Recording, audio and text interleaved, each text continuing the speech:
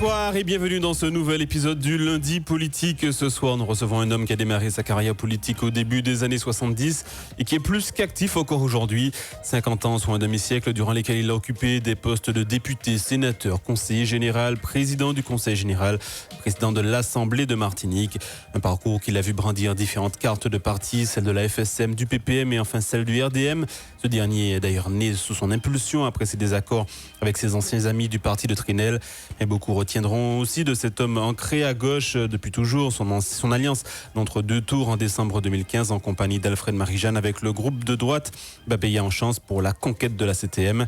Un accord de gestion qui vit aujourd'hui ces derniers mois certainement d'existence et qui s'achève dans la discorde la plus totale avec comme point de crispation la fameuse affaire dite de Séguineau.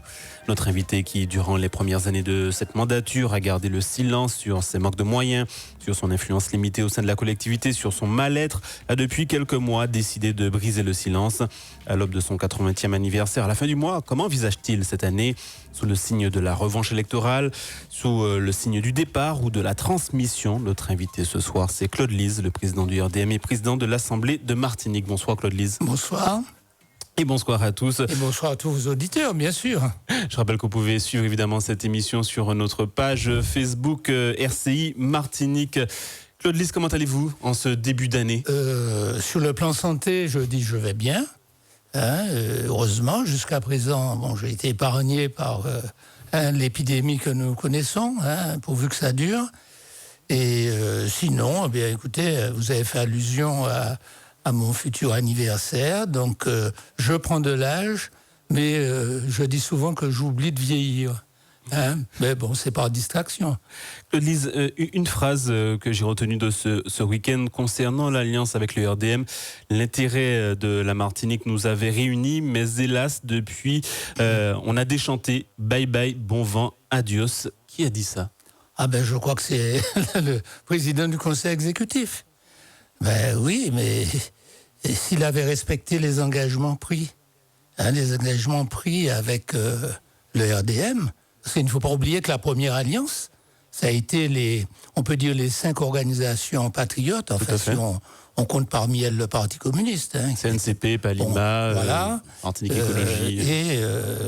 Et nous, au RDM, cette première alliance, en janvier 2015, nous avons signé un accord. Et dans cet accord, il était question d'ailleurs de s'engager à promouvoir une relève. Il était question de promouvoir la démocratie. Il était question que nous menions les choses ensemble, etc. Et dès le lendemain de l'élection, ça a été cet accord, il a été considéré comme un chiffon de papier.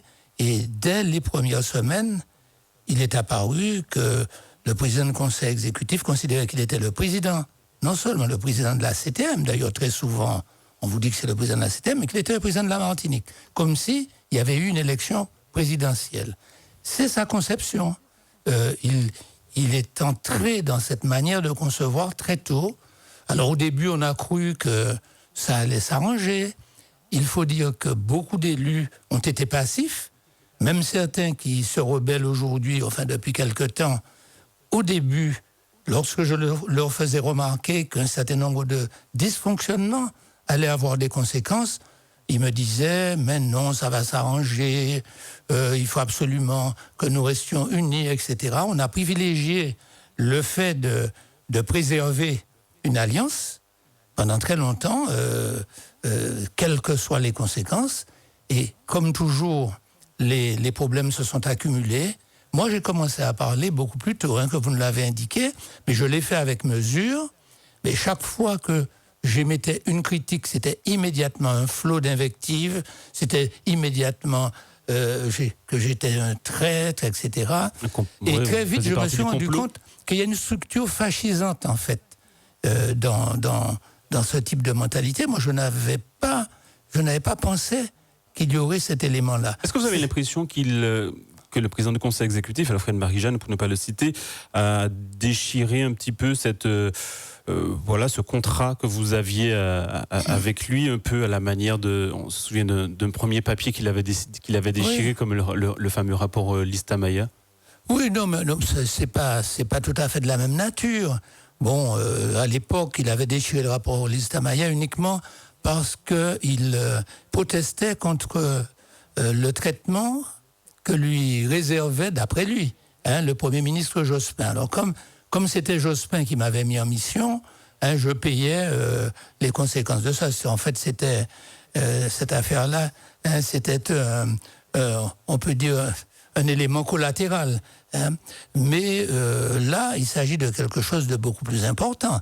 Parce qu'effectivement, nous nous étions engagés devant des électeurs sur un programme, et je vous signale que j'ai beaucoup travaillé à ce programme. Il y a des pans entiers de ce programme auquel j'ai consacré beaucoup de temps et d'écriture. Est-ce que vous avez l'impression justement que ce programme a été mis en œuvre ? Il a été mis en œuvre, on peut dire...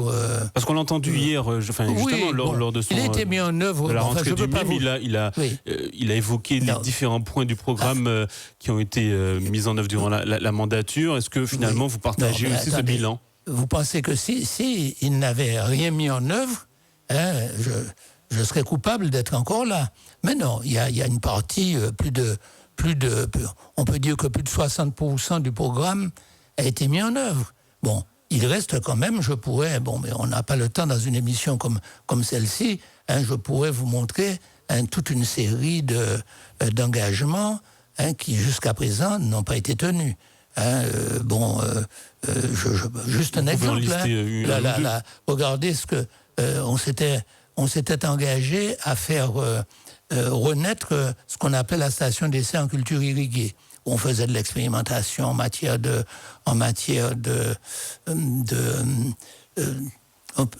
micro-irrigation. Vous voyez, c'était très important pour nos agriculteurs. On faisait aussi des essais en matière d'élevage. J'avais, à l'époque où j'étais président du Conseil général, fait en sorte qu'on développe le transfert embryonnaire. Ça avait des résultats, c'était extrêmement intéressant. Qu'est-ce qui a bloqué ? C'est le temps, l'argent ou l'ambition ? Non, c'est un manque d'intérêt, ça a périclité. Je prends cet exemple-là. Bon, dans la diversification, il y a un discours sur la diversification. J'avais fait en sorte, à l'époque du Conseil général, de mettre en place une filière horticole, avec l'achat de 73 hectares de terre. Vous savez, à Petit-Galion, on utilisait des terres chlordéconées pour faire de la fleur. C'était les frères Bionnet, dont un est décédé malheureusement. Bon, et c'était un pôle d'excellence dans ce domaine-là. On a laissé ça péricliter. C'était dans notre programme qu'on devait promouvoir, au contraire, le développement. Il devait y avoir le développement d'une filière pharmacologique à base de plantes locales, etc., etc. Bon, je ne vais pas vous faire toute la liste, mais de toute façon, on ne peut pas toujours tout faire dans tout ce qu'on a prévu dans un programme. Ce que je reproche, ce n'est même pas tellement qu'on n'ait pas tout fait, c'est surtout que dans ce qu'on a fait, vous voyez, il y a des choses qu'on était forcé de voter parce que ça faisait partie du programme, mais la mise en œuvre après. Vous voyez, par exemple, quand vous aidez des entreprises, notre Assemblée, elle va si on nous propose, comme récemment dans le cadre du Covid, des aides aux entreprises. Bien entendu, nous les votons. Et quand nous pouvons, nous essayons même d'améliorer le système d'aide, ce que nous avons fait récemment. Mais après la mise en œuvre, quand vous entendez des entreprises qui vous disent qu'elles ne sont pas payées depuis des mois, quand vous voyez la lenteur d'un certain nombre de procédures... Est-ce qu'on peut mettre ça sur le dos, on va dire, d'une collectivité qui découvrait, qui naissait? Non, justement, il ne faut pas que les Martiniquais pensent que c'est parce que c'est un instrument nouveau, qu'il fallait passer 5 ans pour avoir le mode d'emploi. Mais non, attendez. Mais non, c'est tout simplement... Et c'est ça le problème. Il faut que les Martiniquais comprennent que... Bien sûr, il y a des élus qui se chamaillent pour des bêtises, il y a des gens qui sont dans des confrontations électoralistes, etc. Mais il y a un vrai débat, qui est un débat fondamental, qu'il ne faut pas transformer en petit cancan politicien. C'est une conception de la démocratie et en même temps une conception de la façon de gouverner une grosse collectivité. Et là, on a assisté à une hyper-centralisation du pouvoir. Alors c'est d'abord parce que je me suis rendu compte qu'il y a chez non seulement le président du conseil exécutif, mais sur une bonne partie de l'équipe exécutive. De son entourage. Une sorte de pathologie du pouvoir. C'est-à-dire qu'on a l'impression qu'il y a eu une telle avidité du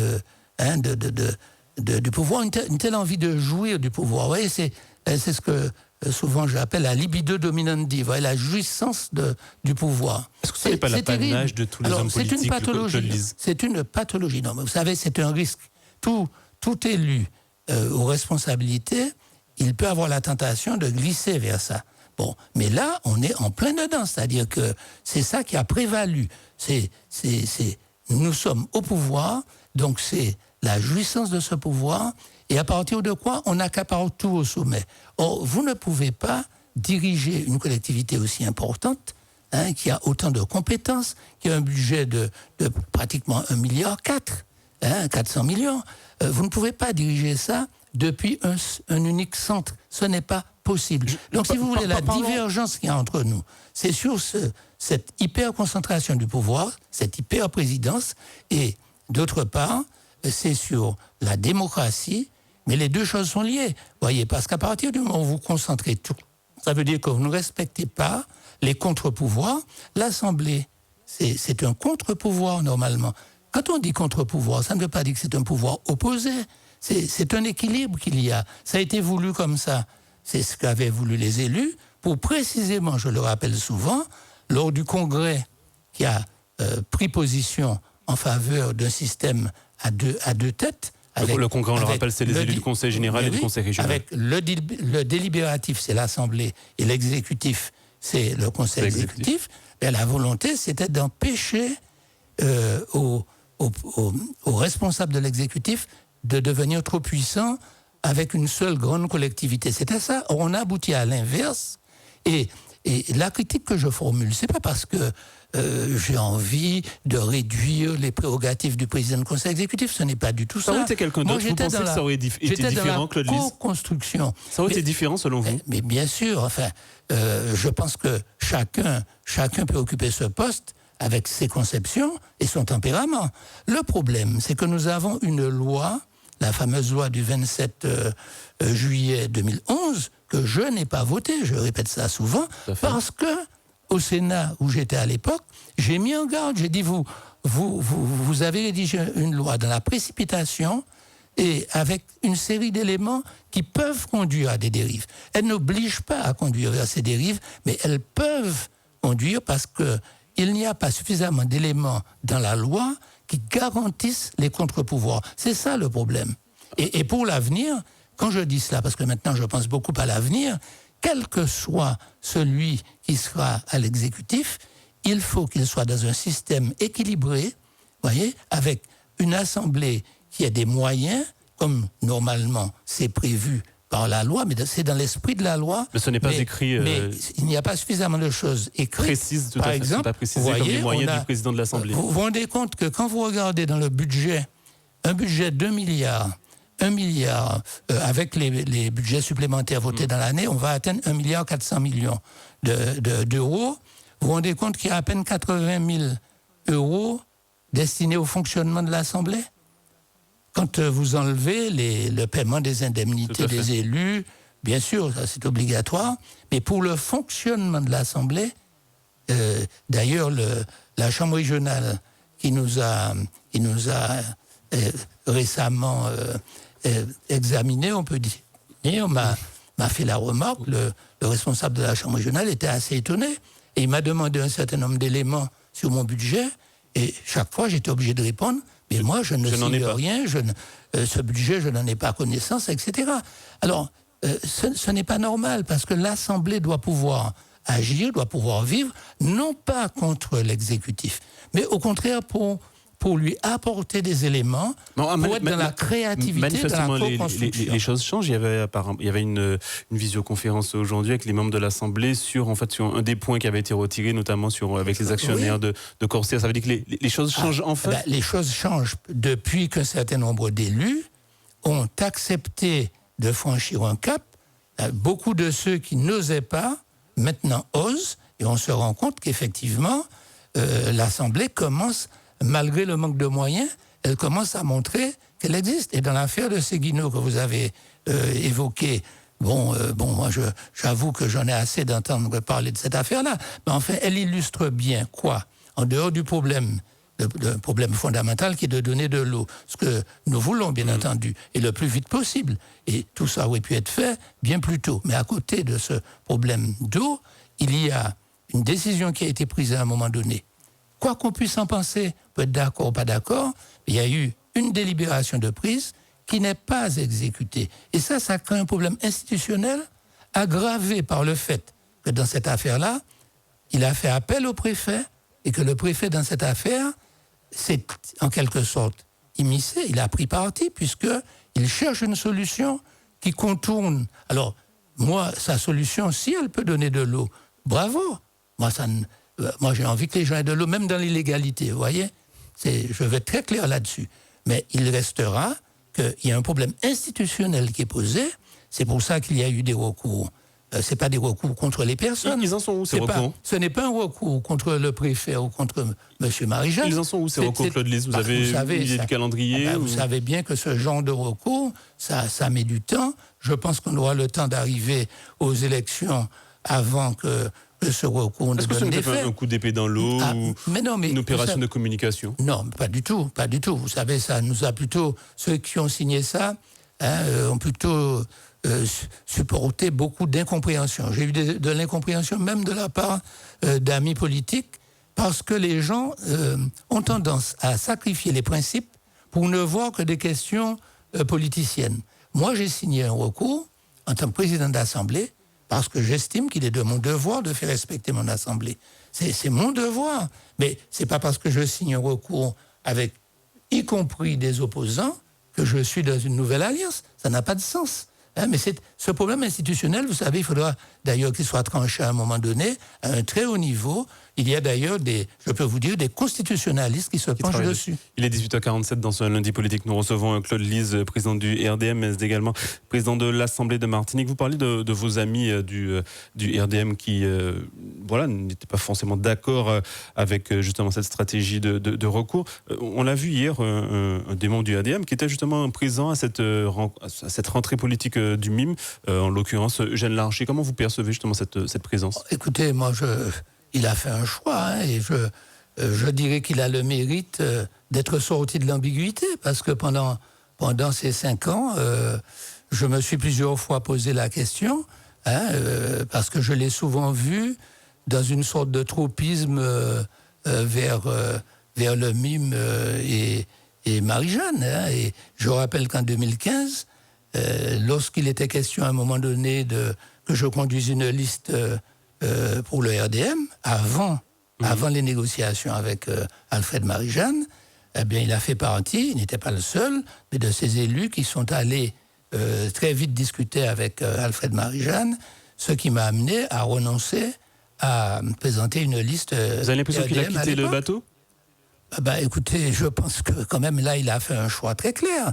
Je dis bien que moi, vous savez, je respecte le choix de chacun. Notre parti n'est pas, vous savez, le RDM n'est pas un parti traditionnel. D'ailleurs, vous savez, il y en aura de moins en moins. C'est pas un parti où il y a une direction qui impose une discipline, etc. Vous savez, le débat est libre. Nous sommes une organisation, évidemment. Nous avons des valeurs, des principes, nous avons des projets. Bon, mais parmi nous, d'abord, il peut y avoir débat très large, mais il y a quand même, à certains moments, un cap à ne pas franchir. Sinon, il a franchi ce cap? Pour moi, oui. Puisque, écoutez, à l'évidence, il y a un débat fondamental que nous posons. C'est pas Alfred Marie-Jeanne en tant que personne. Moi, je peux avoir des relations humaine avec Alfred Marie-Jeanne en tant que vieux militant. Nous nous connaissons depuis très longtemps. Nous avons eu à la fois des bagarres, quelquefois très dures, mais nous avons eu aussi des actions menées en commun. J'ai gardé un assez bon souvenir de la période où il était président du conseil régional et moi président du conseil général. Nous avons pu faire des choses ensemble. C'est d'ailleurs à cause de ce que nous avons pu faire ensemble à cette époque-là que j'ai eu suffisamment confiance dans dans ce que nous pourrions faire dans l'Alliance de 2015. Mais je me suis rendu compte qu'en fait, dans cette affaire-là, j'ai fait confiance, mais ma bonne foi a été trahie. Claude Lise, on parle maintenant, on va dire, d'avenir. Vous avez parlé d'avenir. Comment vous envisagez justement votre suite déjà, vous ? Est-ce que vous avez envie de vous lancer dans cette bataille ? On a entendu hier Alfred Marie-Jeanne qui a réaffirmé son envie de briguer un nouveau mandat. Est-ce que vous avez toujours cette envie de briguer un mandat au sein de cette collectivité territoriale ? Briguer un mandat, non, j'ai pas d'envie de briguer de mandat. Et si vous remarquez, parce que vous êtes un observateur avisé, vous avez remarqué que nous sommes, on pourrait dire, dans la période d'échauffement d'avant-match. Totalement. Vous ne me voyez pas tellement à l'échauffement.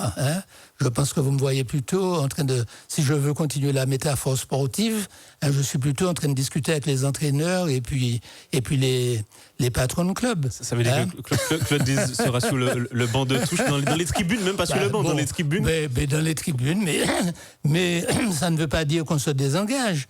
Et puis, vous savez, pour être... Il est temps de passer la main, Claude Lise. Comment ? En tout cas, je fais tout pour chercher à promouvoir une relève politique et dans le cadre, si possible, d'un rassemblement. Je pense que les Martiniquais veulent d'une offre politique nouvelle en termes de projet, bien sûr, mais surtout en termes aussi de renouvellement. Alors, ceci étant, moi, vous savez, tant que j'aurai des forces, je vais toujours servir d'une manière ou d'une autre. Et puis, servir comment ? Vous savez, je répète souvent à mes amis une phrase de François Mitterrand qui disait « Un sage devrait inscrire l'imprévu dans son programme ». Alors moi, je ne l'inscris même pas, mais je reste ouvert à l'imprévu. Vous dites que vous discutez entre les dirigeants de clubs. Quels sont les clubs avec qui Claude Lise discute en ce moment ? Disons que, en tant que parti, c'est-à-dire en tant que RDM, il y a, mais tout le monde le sait, un autre parti qui a des rencontres avec nous, avec lequel, d'ailleurs, à l'intérieur de l'ex-majorité, nous nous retrouvons en convergence, pas sur tout, mais sur des points importants. C'est PIA. Bon, mais je m'empresse de vous dire qu'il n'y a aucun accord électoral de signé. Nous n'avons jamais discuté de questions de liste. Les rencontres que nous avons, jusqu'ici, c'est pour discuter un petit peu des choses qui ne vont pas, pourquoi ça dysfonctionne, qu'est-ce qu'il faudrait faire pour corriger cela, comment concevoir une CTM efficace, comment répondre aux aspirations des Martiniquais. En tant que parti, nous avons donc des échanges avec PIA. Maintenant, en ce qui me concerne, en tant qu'homme politique, n'est pas seulement le secrétaire général du RDM, je rencontre non seulement beaucoup de responsables politiques, mais également de la vie associative, des milieux économiques, etc. Mais j'ai des demandes d'entrevues qui me viennent de certains nombres de candidats. Je crois que presque tous les candidats officiellement déclarés ou officieusement connus comme candidats m'ont rencontré. Vous avez discuté avec le PPM, par exemple ? Mais aussi, oui. Enfin, en tout cas, avec un responsable éminent. Mais il s'agit d'échanges. Moi, toute main tendue, je l'accepte. Toute discussion, dès elle se fait dans le respect, je l'accepte. Et je dis toujours à mes interlocuteurs que je n'entre pas dans des conciliabules électoralistes. C'est-à-dire que je peux discuter avec tout le monde de, qu'est-ce qu'on pourrait faire, qu'attend l'opinion, etc. Mais ce que je recherche à travers tous ces échanges très ouverts, ce n'est pas une espèce de melting pot où on essaierait de faire une sorte de mélange. Il ne faut pas trop mélanger. Forcément. Non, parce qu'il faut chercher de la cohérence. Mais il faut d'abord accepter de débattre très largement, et puis il faut essayer de voir vers quel type de rassemblement nouveau on peut aller pour répondre à l'aspiration des Martiniquais. Donc moi, je cherche à susciter cela. Quel rôle je peux avoir dans cette démarche qui consiste à essayer de répondre à l'attente, telle que je l'aperçois, bon, ben c'est au fur et à mesure la vie qui va le montrer, les réalités dans lesquelles je me trouve plongé. En tout cas, je suis très actif, si vous voulez, mais je ne suis pas dans une démarche de recherche. Ça veut dire qu'il y a peu de chances de voir Claude Lys sur les bancs de l'Assemblée ou sur moi, je pense, ou au sommet d'une Assemblée. Avec la réserve du Conseil de Mitterrand, un sage inscrirait l'imprévu dans son programme.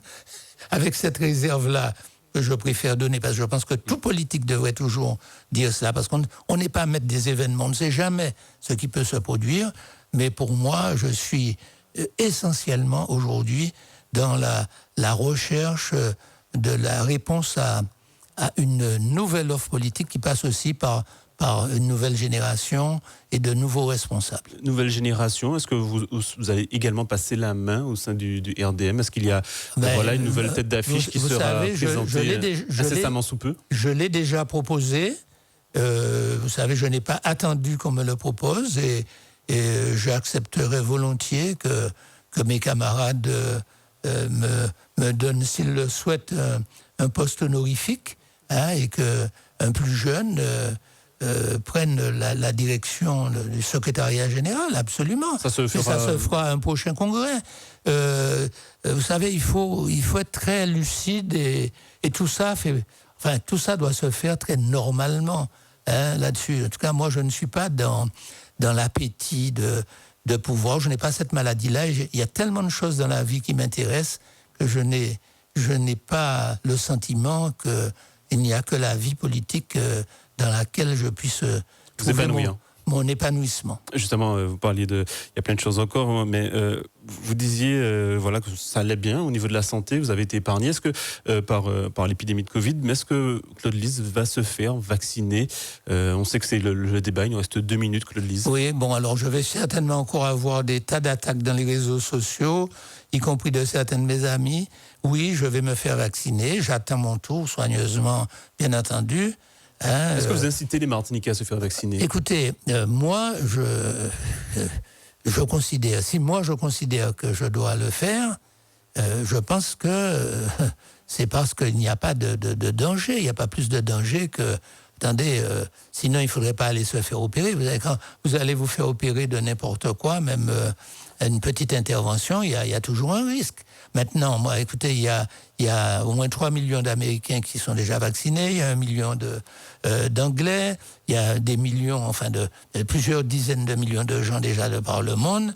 Qu'est-ce qu'on voit comme inconvénient? C'est essentiellement des problèmes d'allergie.